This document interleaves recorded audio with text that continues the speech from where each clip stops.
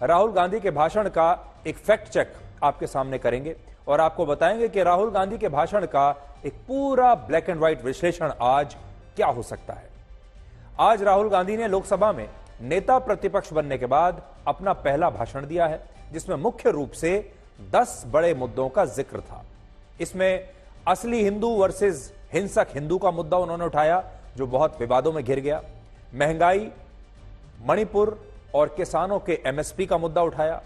राहुल गांधी के इसी भाषण में अग्निवीर योजना, किसान, दलित, आदिवासी, ओबीसी, सुरक्षा एजेंसियों के दुरुपयोग, संविधान, Jammu Kashmir, NEET, paper leak और अयोध्या की फैजाबाद सीट पर हुई बीजेपी का हार का जिक्र भी था। लेकिन इन सब मुद्दों को एक डोर से, यानी जिस डोर से राहुल गांधी ने बांधने की कोशिश की, वो डोर, उसका नाम था डरो मत और डराओ मत।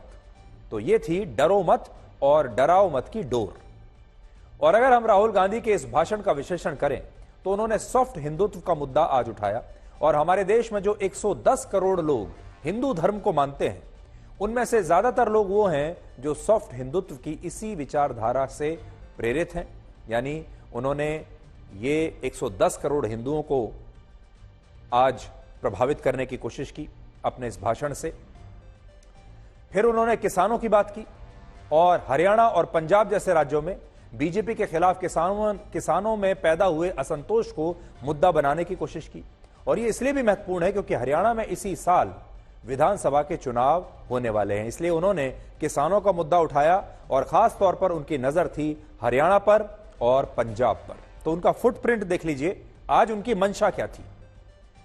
अग्निवीर योजना का जिक्र करके राहुल गांधी ने पूरे उत्तर भारत को साधने की कोशिश की और उन्होंने कहा कि जब उनकी सरकार आएगी तो वो अग्निवीर योजना को खत्म कर देंगे, जिससे उन्होंने उत्तर भारत के बहुत सारे लोगों को खुश करने की कोशिश की। और नीट का क्वेश्चन पेपर लीक होने का मुद्दा उठाकर उन्होंने पूरे भारत के युवाओं को अपने साथ जोड़ने की कोशिश की। और राहुल गांधी के आज के भाषण में उनका वो वोट बैंक नजर आ रहा था जिस पर उनकी नजर है, और यही वो वोट बैंक है जो मैंने आपको शुरू में ही दिखा दिया कहां उनकी नजर है। तो ये देखिए, उनकी नजर है किसानों का मुद्दा उठाकर हरियाणा, पंजाब। हरियाणा में चुनाव आने वाले हैं। नीट का मुद्दा उठाकर पूरे देश के युवाओं को अपने साथ जोड़ना चाहते हैं। टी शर्ट वो पहले से ही पहने हुए हैं। अग्निवीर का मुद्दा उठाकर उन्होंने उत्तर भारत के जितने बड़े राज्य हैं, खासतौर पर हिंदी भाषी राज्य, उन्हें साधने की कोशिश की है। और हिंदुत्व पर जो आज उन्होंने बयान दिया है और भगवान शिव की तस्वीर जो आज लेकर आए थे, उससे वो भारत में रहने वाले 110 करोड़ हिंदुओं को प्रभावित करने की कोशिश कर रहे थे। तो ये उनका पूरा फुटप्रिंट है। राहुल गांधी ने आज कई दावे किए और इन दावों के केंद्र में उन्होंने हिंदुत्व के मुद्दे को रखा। और उनके भाषण में जिस शब्द का सबसे ज्यादा जिक्र हुआ वो शब्द था अभय मुद्रा। राहुल गांधी ने कांग्रेस को निडर और निर्भीक बताने के लिए उसके चुनाव चिन्ह हाथ को अभय मुद्रा के रूप में आज परिभाषित किया और इसे सभी धर्मों से जोड़ दिया। आज वो भगवान शिव की अभय मुद्रा वाली तस्वीर लेकर आए और यह दिखाकर उन्होंने कहा कि भगवान शिव कहते हैं कि डरो मत, डराओ मत। उन्होंने ईसा मसीह का चित्र दिखाकर भी कहा कि ईसा मसीह भी अभय मुद्रा में यही संदेश देते हैं कि डरो मत, डराओ मत। उन्होंने इस्लाम धर्म, सिख धर्म के पहले गुरु गुरु नानक देव जी, बौद्ध धर्म के संस्थापक भगवान गौतम बुद्ध और जैन धर्म के तीर्थंकर भगवान महावीर का भी वही चित्र आज लोकसभा में सबको दिखाया, जिसमें वो अभय मुद्रा में दर्शन देते हुए दिख रहे हैं। तो आज जब उन्होंने शुरुआत की अपने भाषण की तो कुछ बड़े धार्मिक अंदाज में उन्होंने ये शुरुआत की थी और वो हर धर्म के धर्म गुरुओं का, देवी देवताओं का एक बड़ा सा चित्र अपने साथ लेकर आए थे। इसी अभय मुद्रा को राहुल गांधी ने कांग्रेस पार्टी के चुनाव चिन्ह हाथ या पंजे से जोड़ दिया और देश को यह बताने की कोशिश की कि कांग्रेस निडर और निर्भीक इसलिए है क्योंकि कांग्रेस अभय मुद्रा में है और अभय मुद्रा का अर्थ होता है भय मुक्त, और सारे धर्मों के भगवान इसी अभय मुद्रा में दर्शन देते हैं, यानी इस मुद्रा में दर्शन देते हैं। I'd like to start by showing an image of our refuge. Okay? The first idea in the image that we defend, that idea is represented in this image which you are not allowing me to show by a snake that is placed right near the neck of Shivji. The idea behind that is never be scared of anything that you face. So when Shivji places the snake near his neck, what he is saying is, I will accept the truth and I will not back down from the truth, and that is what we've said. Behind the left shoulder of Shivji is the Trishul. Now I would like you to understand that there is a reason that the Trishul, a weapon, has been placed behind the left shoulder. The Trishul is not a symbol of violence. It is a symbol of non-violence, and that is why it is placed in a place where Shiva cannot reach it with his right hand. If it was a symbol of violence, it would have been held in his right hand like this. It is a symbol of non-violence. That is why it is placed behind his left shoulder. Now, there is a third idea, but that idea is the Abhay Mudra, the symbol of the Congress Party, which, as you can see, is also in this image. Here is the religion of Islam. Islam में भी लिखा हुआ है, कुरान में, the Prophet, peace be upon him, said, He, God said, have no fear. I am with you, hearing and seeing. मतलब इस्लाम में भी कहा गया है कि डरना नहीं है. और जब इस्लाम में दुआ मांगी जाती है तो दोनों हाथ से, दाएं हाथ से अभय मुद्रा दिखाई देता है. उसके बाद गुरु नानक जी की ओर चलते हैं.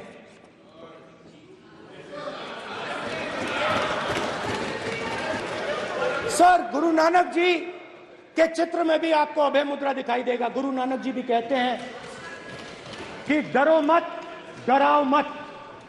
उसके बाद जीसस क्राइस्ट की इमेज देखिए, उसमें भी आपको अभय मुद्रा दिखाई देगा. जीसस क्राइस्ट की इमेज में भी अभय मुद्रा, डरो मत, डराओ मत. और जीसस क्राइस्ट ने कहा कि अगर आपको कोई थप्पड़ मारता है तो दूसरा गाल दिखा दो.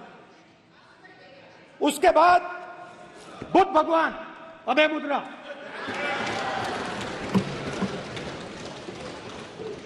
डरो मत, डराओ मत, अहिंसा. मतलब, और अंत में महावीर, डरो मत, डराओ मत, अभय मुद्रा. तो राहुल गांधी ने आज अपने भाषण में धर्म की जबरदस्त एंट्री कराई और वो ये बताने की कोशिश कर रहे हैं कि कांग्रेस को लगभग सारे धर्मों का आशीर्वाद प्राप्त है और इसीलिए कांग्रेस का जो चुनाव चिन्ह है वो ये जो अभय मुद्रा है यही उनका चुनाव चिन्ह भी है. राहुल गांधी ने कांग्रेस पार्टी के जिस चुनाव चिन्ह को भगवानों की अभय मुद्रा से जोड़ा, वो अभय मुद्रा कांग्रेस के पास हमेशा से नहीं थी. यहां शायद वो रिसर्च करना भूल गए. आजादी के बाद कांग्रेस का पहला चुनाव चिन्ह ये अभय मुद्रा नहीं थी, बल्कि उनका पहला चुनाव चिन्ह था दो बैलों की जोड़ी. इसके बाद कांग्रेस का चुनाव चिन्ह बना गाय और बछड़ा. और जिस हाथ को अभय मुद्रा बताकर राहुल गांधी आज कांग्रेस पार्टी की अभय मुद्रा बता रहे हैं, वो हाथ वर्ष 1977 में कांग्रेस पार्टी का चुनाव चिन्ह बना था. 1977 से पहले कांग्रेस के पास यह अभय मुद्रा नहीं थी. अभय मुद्रा में अभय का अर्थ होता है भय से मुक्त और मुद्रा का अर्थ होता है इशारा. और कहते हैं कि भगवान अलग अलग मुद्राओं में इंसानों से संवाद करते हैं और यह अभय मुद्रा भी उन्हीं में से एक है.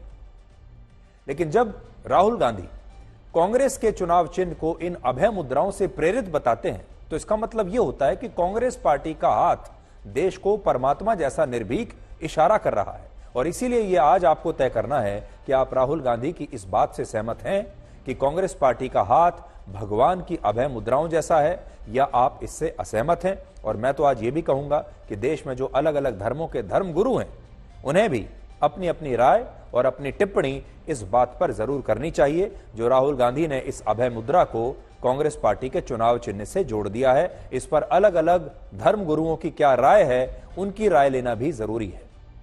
राहुल गांधी ने आज अपने भाषण में अलग अलग धर्मों को लेकर 3 बड़े दावे किए हैं, जिनमें से 2 दावे गलत हैं और 1 सही है। उन्होंने कहा, भगवान शिव कहते थे कि डरो मत, डराओ मत, जबकि शिव पुराण के मंत्रों में डरो मत, डराओ मत का कहीं कोई उल्लेख नहीं मिलता और इसीलिए राहुल गांधी का यह दावा गलत माना जाएगा और ये शब्द भगवान शिव के नहीं बल्कि उनके अपने हैं। राहुल गांधी ने यह भी कहा कि ईसा मसीह ने कहा था कि यदि कोई तुम्हारे एक गाल पर थप्पड़ मारे तो दूसरा गाल भी आगे कर दो, और बहुत सारे लोग कह रहे हैं कि यह गलत है क्योंकि यह तो महात्मा गांधी ने कहा था, लेकिन यह सही है। भारत में आज भी बहुत सारे लोग यही सोचते हैं कि यह बात महात्मा गांधी ने कही थी। सच्चाई यह है कि यह उपदेश ईसा मसीह ने ही दिया था। राहुल गांधी ने यह भी कहा कि इस्लाम धर्म में दुआ मांगने के लिए जिस तरह हाथों को जोड़ा जाता है वो भी अभय मुद्रा होती है, लेकिन सच यह है कि दुआ मांगने के लिए बनाई गई मुद्रा अभय मुद्रा नहीं होती, बल्कि ये एक तरह की अंजलि मुद्रा होती है जिसमें प्रार्थना के लिए समर्पण भाव दिखाया जाता है। और इस हिसाब से राहुल गांधी का यह दावा गलत है और हमें लगता है कि आज शायद राहुल गांधी अपने भाषण में सभी धर्मों का जिक्र करके खुद को धर्मनिरपेक्ष दिखाना चाहते थे, लेकिन उन्होंने बाकी धर्मों के साथ इस्लाम धर्म का भी यहां जिक्र कर दिया। लेकिन तथ्य यही है कि दुआ मांगने के लिए अभय मुद्रा बनाई नहीं जाती। शिव जी कहते हैं डरो मत, डराओ मत, अभय मुद्रा दिखाते हैं, अहिंसा की बात करते हैं, त्रिशूल को जमीन में गाड़ देते हैं। जीसस क्राइस्ट की इमेज देखिए, उसमें भी आपको अभय मुद्रा दिखाई देगा। जीसस क्राइस्ट की इमेज में भी अभय मुद्रा, डरो मत, डराओ मत। और जीसस क्राइस्ट ने कहा कि अगर आपको कोई थप्पड़ मारता है तो दूसरा गाल दिखा दो। सर, गुरु नानक जी के चित्र में भी आपको अभय मुद्रा दिखाई देगा। गुरु नानक जी भी कहते हैं कि डरो मत, डराओ मत। आज हिंदुत्व के एक बयान को लेकर भी राहुल गांधी पर बहुत विवाद शुरू हो गया, जिसमें राहुल गांधी पर आरोप है कि उन्होंने देश के हिंदुओं को, देश के 110 करोड़ हिंदुओं को अपने भाषण में उन्होंने हिंसक बताया है। आज हिंदुओं पर जो उन्होंने बात कही अपने भाषण में, पहले आप उसे सुनिए। और जो लोग अपने आप को हिंदू कहते हैं वो 24 घंटा हिंसा हिंसा हिंसा, नफरत नफरत नफरत, असत्य सत्य असत्य।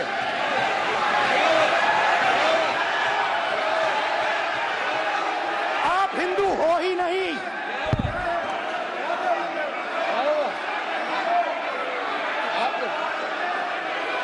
Just get me that picture of Shiva. Inside, because of his. Hindu धर्म में साफ लिखा है, सत्य के साथ खड़ा होना चाहिए, सत्य से पीछे नहीं हटना चाहिए, सत्य से नहीं डरना चाहिए। अहिंसा हमारा प्रतीक है। अभय मुद्रा ऐसे कीजिए, ऐसे कीजिए, अभय मुद्रा। आप बात समझिए, आप बात समझिए। ये इसलिए चिल्ला रहे हैं क्योंकि तीर जाके दिल में लगा है, दिल में जाके तीर लगा है, इसलिए ये चिल्ला रहे हैं। देखो चुप हो गए, देखिए स्पीकर साहब चुप हो गए सब। अब देखिए, बीजेपी ने और प्रधानमंत्री मोदी ने भी इस पर जो आपत्ति जताई वो तो मैं आपको आगे दिखाऊंगा, लेकिन राहुल गांधी से पहले कांग्रेस के और भी कई बड़े नेता हैं जो हिंदुओं के बारे में आपत्तिजनक टिप्पणियां कर चुके हैं और हिंदुओं को आतंकवाद और हिंसा से जोड़ चुके हैं। आपको याद होगा, वर्ष 2010 में यूपीए की सरकार के दौरान तत्कालीन गृह मंत्री पी चिदम्बरम ने भगवा आतंकवाद शब्द का प्रयोग किया था। इसके बाद कांग्रेस नेता दिग्विजय सिंह ने भी भगवा आतंकवाद शब्द का प्रयोग किया और फिर वर्ष 2013 में उस समय के गृह मंत्री सुशील कुमार शिंदे ने भी हिंदू आतंकवाद शब्द का इस्तेमाल किया था। और इससे आप ये समझ सकते हैं कि कांग्रेस के नेता हिंदुत्व को आतंकवाद और हिंसा से पहले भी जोड़ते रहे हैं। हालांकि आज पहली बार हुआ जब प्रधानमंत्री मोदी ने राहुल गांधी के भाषण के बीच में उठकर हिंदुओं को हिंसक कहने पर अपनी आपत्ति उन्होंने उसी समय दर्ज कराई और कहा कि यह बहुत ही गंभीर विषय है।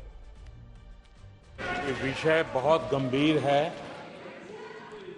पूरे हिंदू समाज को हिंसक कहना ये गंभीर विषय है। बीजेपी को आपको नहीं, नरेंद्र मोदी जी पूरा हिंदू समाज नहीं है, बीजेपी पूरा हिंदू समाज नहीं है, आरएसएस पूरा हिंदू समाज नहीं है। भूपेंद्र यादव जी, ये ठेका नहीं है बीजेपी का। अब देखिए, विषय यह है कि बीजेपी का यह आरोप है कि राहुल गांधी ने देश के 110 करोड़ हिंदुओं का अपमान किया है और कहा है कि जो हिंदू हैं वो हिंसक होते हैं, वो असत्य कहते हैं, वो झूठ बोलते हैं। राहुल गांधी ने बाद में यह स्पष्टीकरण दिया कि वो हिंदुओं के बारे में बात नहीं कर रहे थे, वो तो बीजेपी के बारे में बात कर रहे थे, वो तो बीजेपी के नेताओं के बारे में बात कर रहे थे कि वो हिंदुत्व के नाम पर यह सब करते हैं।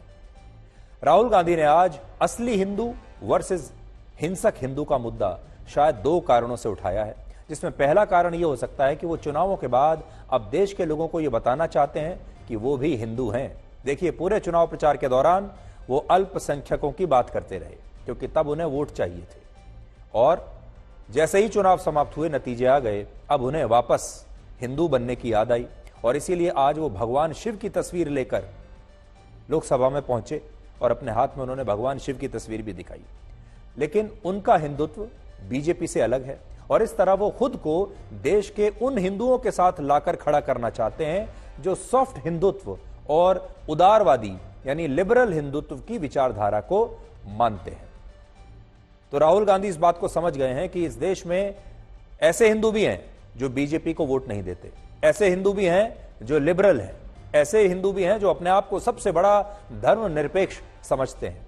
उन हिंदुओं को शायद राहुल गांधी अपने साथ जोड़ने की कोशिश कर रहे हैं। दूसरा, वो बीजेपी के हिंदुत्व पर प्रहार करके ये साबित करना चाहते हैं कि हिंदूवादी होने का कोई भी संबंध बीजेपी से नहीं है और बीजेपी का समर्थक हुए बिना भी लोग हिंदू हो सकते हैं, यानी बिना बीजेपी को वोट दिए भी लोग हिंदू हो सकते हैं, जैसे राहुल गांधी खुद हैं।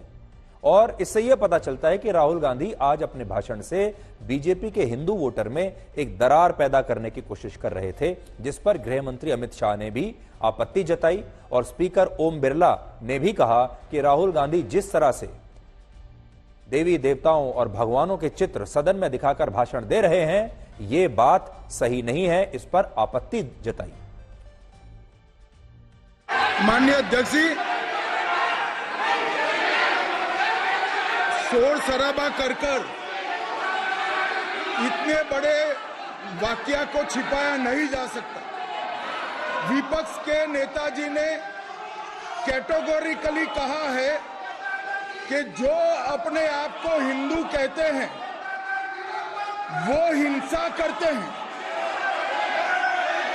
मैं फिर से रिपीट करना चाहता हूं, उनका वाक्य था, जो अपने आप को हिंदू कहते हैं वो हिंसा की बात करते हैं, हिंसा करते हैं। मान्यवर, इस देश में शायद इनको मालूम नहीं है, करोड़ों लोग अपने आप को गर्व से हिंदू कहते हैं, गर्व से हिंदू कहते हैं। क्या वो सभी लोग हिंसा की बात करते हैं, हिंसा करते हैं? हिंसा की भावना को किसी धर्म के साथ जोड़ना और इस सदन में और संवैधानिक पद पर बैठे हुए व्यक्ति ने, मैं मानता हूं मान्यवर, उन्होंने इसकी माफी मांगनी चाहिए। अगर आप हिंदू धर्म के जो महापुरुष हैं, महापुरुष छोड़िए, अगर आप शिव जी को देखें तो क्या हो रहा है सर?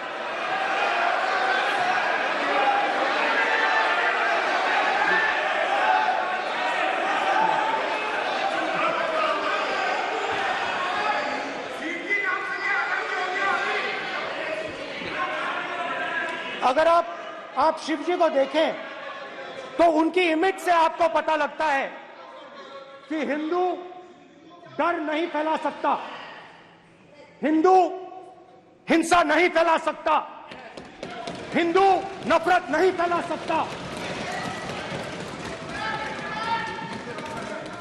बीजेपी 24 घंटा नफरत, हिंसा, नफरत, हिंसा, नफरत, हिंसा। प्लीज माननीय सदस्य, प्लीज गुरु नानक जी के चित्र में भी हम इनको इस तरीके से पूछते हैं, आप इस तरीके से टेबल पे मत रखो। सर कहाँ रखूं सर? तरीका ठीक सर कहाँ रखूं? यहाँ रखूं सर? माननीय, आप प्रतिपक्ष के नेता हैं, किसी की भावनाओं को ठेस नहीं पहुंचे, सर मुझे चर्चा बोलने में दीजिए। ध्यान रखना चाहिए। तो देखिए, राहुल गांधी की जो रणनीति है इस बार वो ये है कि अब वो देश के 110 करोड़ हिंदुओं को बांट देना चाहते हैं। और आज उन्होंने यही बात कहकर ये बात करने की कोशिश की है, अपनी इस रणनीति को साधने की कोशिश की है। वो चाहते हैं कि अब हिंदू भी बट जाए, एक हिंदू वो रहे जो बीजेपी के साथ हैं और जो हिंदू बीजेपी के साथ भी हैं, क्योंकि लोग हिंदुत्व को बीजेपी के साथ जोड़कर चलते हैं और एक बहुत बड़ा हिंदुत्व का वोट बैंक जो है, हिंदुओं का वोट बैंक बीजेपी के साथ अपने आप को जोड़कर देखता है, उसमें वो सेंध लगाने की कोशिश अब कर रहे हैं। ये उन्होंने आज सोचा है। लेकिन इसमें एक बहुत बड़ा रिस्क है और वो रिस्क ये है कि अभी से ही बीजेपी ने जो आरोप लगाया कि राहुल गांधी ने हिंदुओं का अपमान किया है, ये सोशल मीडिया पर उनका जो एक छोटा सा वीडियो है अब वो वायरल हो चुका है। और अब आगे चलकर आज से बाद ये जो लड़ाई है ये सोशल मीडिया पर पहुंच जाएगी और लोग छोटे छोटे जो एडिटेड वीडियोस हैं उन्हें देखेंगे, इस तरफ के भी और दूसरी तरफ के भी। एक वीडियो ऐसा दिखेगा आपको जिसमें लगेगा कि वाकई राहुल गांधी हिंदुओं का अपमान कर रहे हैं और कह रहे हैं कि हिंदू हिंसक हैं। दूसरा वीडियो कांग्रेस पार्टी की तरफ से आएगा जिसमें आपको ऐसा लगेगा कि उन्होंने हिंदुओं का अपमान नहीं किया है। आपको याद होगा चुनाव से पहले एक नैरेटिव चला था कि बीजेपी संविधान को बदल देना चाहती है और अगर बीजेपी आई तो संविधान बदल जाएगा। और ये जो अफवाह थी ये आग की तरह फैली, ये सोशल मीडिया से ही फैली थी।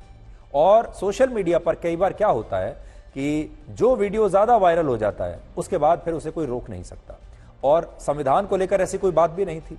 अब इस मामले में भी ये जो वीडियो है ये भी आप देखिएगा आगे चलकर ऐसे ही वायरल होगा और अब ये जो लड़ाई है अब सोशल मीडिया पर लड़ी जाएगी कि राहुल गांधी ने हिंदुओं का अपमान किया है या नहीं। लेकिन उन्होंने हिंदुओं को आज बांटने की कोशिश जरूर की है और वो ये बताने की कोशिश कर रहे हैं कि भाई हम भी हिंदू ही हैं और हमारी पार्टी भी हिंदुत्व को मानने वाली है, हम तो सभी धर्मों को बराबर से मानते हैं।